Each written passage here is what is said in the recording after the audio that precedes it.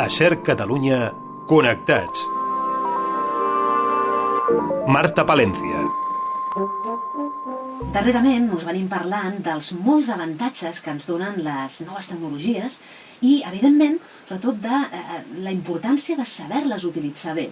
Això ho fan des d'Innova, una agència de màrqueting online que assessora en aquests àmbits i estem descobrint darrerament alguns d'aquests aspectes. Avui volem contactar amb un dels membres d'aquesta agència d'Innova, com és el Jordi Rossell. Jordi, bona tarda, benvingut. Hola, bona tarda. Tot bé? Molt bé, molt bé. I preguntava jo al Jordi, primera visita a la ràdio, diu no, que ja ha estat a d'altres, o sigui que això no és un debut. A la competència. Ha estat a la competència, bueno, també està bé, també està molt bé. El Jordi Rossell és informàtic i en aquest cas exerceix la tasca de responsable en consultoria TIC. Recordeu allò de les TIC, tecnologies de la informació i la comunicació. Exactament, però Jordi, segurament si tu ens ho podies explicar encara millor, a què et dediques a l'agència? Què fas? Què aportes? Bé, en concret hi ha una àrea que està molt de moda últimament, que és el tema del comerç electrònic. Vendre a internet. O sigui, internet és un nou canal de vendes que la gent, les empreses, poden aprofitar i fer negocis allà. Sí. No només comerç electrònic, sinó també màrqueting online. O sigui, tot el que és aplicació de màrqueting de tota la vida, doncs, a internet. Vendre a internet, ara ho deies tu, darrerament ho parlem molt, i en aquest programa especialment, no? El fet de dir quantes finestres que ens dona la xarxa i també per donar-nos a conèixer com a professionals i com a empresa. Avui, però, Jordi, tu i jo parlant, abans del directe em deies, vull parlar d'un tema que és important, com és el de la optimització de la conversió. I jo t'he dit, sí, però això ho hem d'explicar molt bé als oients. Què vindria a ser? Perquè en realitat és senzill i és important. A veure, de fet, tothom està convertint. La seva pàgina web converteix. Què vol dir converteix? Doncs estic agafant formularis d'interessats, m'estan comprant, etc. O sigui, per exemple, Renfe està convertint en el fet de quan la gent compra un bitllet. O sigui, la compra d'un bitllet de Renfe seria una conversió per la web de Renfe. Amb una empresa de serveis, per exemple, d'advocats, un usuari que estigui interessat en un servei d'advocats laborals, per exemple, doncs, així que reben un formulari de contacte, ho podem considerar com una conversió. Totes aquestes conversions no és res més que gent que ens ha visitat i acaba fent l'acció que nosaltres desitgem, que és el motiu de per què existeix una web. Per què existeix una web a la web de la Renfe? Per vendre bitllets. Per què existeix la web d'un advocat? Doncs per agafar, captar clients d'aquest advocat. Ara et mirava i t'escoltava i deia, clar, és una pregunta bàsica que, si més no, un s'ha de fer sempre, abans d'iniciar qualsevol aventura empresarial o professional, el fet de dir, per què vull jo això? Quin és l'objectiu? Quin és l'objectiu de la meva web, per exemple? I un cop la tinc, amb quin termòmetre, no? Vaig bé, no vaig bé? I el del termòmetre com va? Com ho podem saber? Si jo tinc una comanda cada dia, jo estic convertint en un ritme concret. Jo puc tenir, per exemple, 100 visites i d'aquestes 100 en converteixo una. Cada dia, per exemple, 100 visites diàries i cada dia en converteixo una.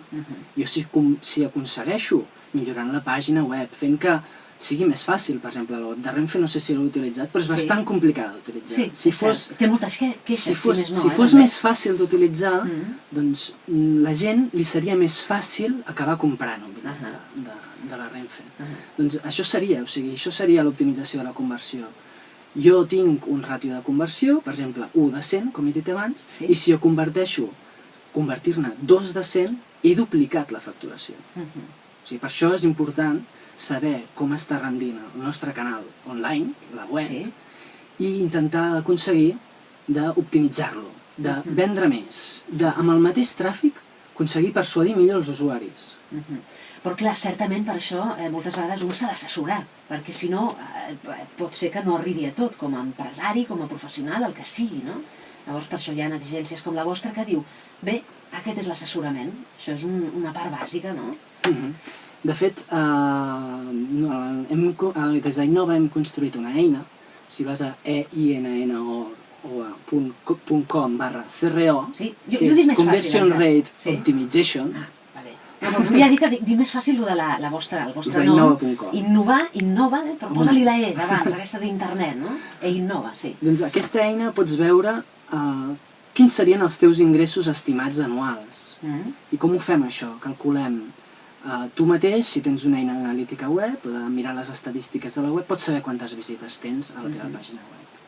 Si saps les visites que té la teva pàgina web, si saps la quantitat de gent que acaba convertint o que t'acaba comprant, i saps el que costa de mitjana totes les comandes que et fa aquesta gent, pots extreure la informació de quan guanyaries amb la teva web. I aleshores, inclús sabent si augmentes aquest ràtio de conversió, quan podries guanyar de més. O sigui que és una eina molt útil per saber, només augmentant el ràtio de conversió, quan podria guanyar. O duplicant el tràfic, quan podria intentar guanyar. El que passa és que duplicar el tràfic no és tan fàcil, perquè pots captar gent que no estigui interessada, i això és important, captar gent interessada en el teu producte o servei.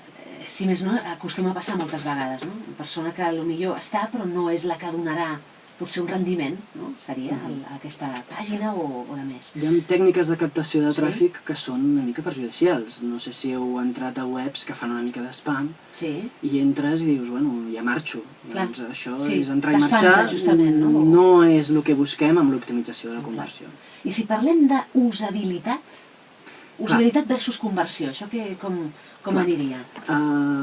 Jo crec que hi ha dues forces molt importants en l'optimització de la conversió, que és facilitar l'ús de la pàgina web, és el que t'he dit, de Renfe és complicada, si la fessin més fàcil, la gent convertiria més. I això, perdona Jordi, passa en moltes webs d'organismes estatals. Sí.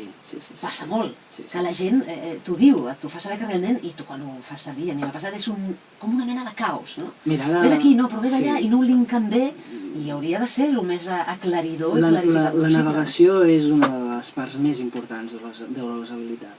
I això per què passa que les institucions no són gaire usables, que diríem? Doncs perquè l'organització de la informació és molt interna, és tal com ho té pensat el legislador. No és tal com ho té pensat l'usuari en el seu cap. O sigui, jo com a usuari vull fer una acció que està dins del, per exemple, et voldries casar, voldries tenir una criatura, etc, com es fa per inscriure un nadó.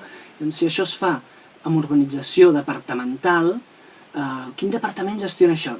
Jo com a ciutadà no ho sé, però si la Generalitat o qui ho gestioni m'organitza el seu portal des de les meves necessitats, serà molt més usable que no des de fets departamentals, tant com a institucions com a empreses grans. Sí, és així. Avui ho hem de deixar aquí, però ha estat jo crec que una aproximació molt aclaridora en aquest àmbit. Proper dia podríem parlar d'allò que s'anomena el testing A/B. Ho deixem aquí? Seria així? Sí. Doncs ho parlarem el proper dia amb el Jordi, que m'ha agradat avui escoltar-lo. I, en fi, ja sabeu, això de la conversió, doncs ja sabem més dades què és, ho estem fent sempre d'alguna forma, no? Si tenim una web... Tenim una conversió. La qüestió és millorar-la. Exacte, i utilitzar-la bé. Doncs Jordi Rossell, gràcies i fins la propera. Fins la propera. Adéu-siau. Connectats a la SER. My honey come back. Sometime I wanna rap back jack. Sometime I get a hump in my back. Sometime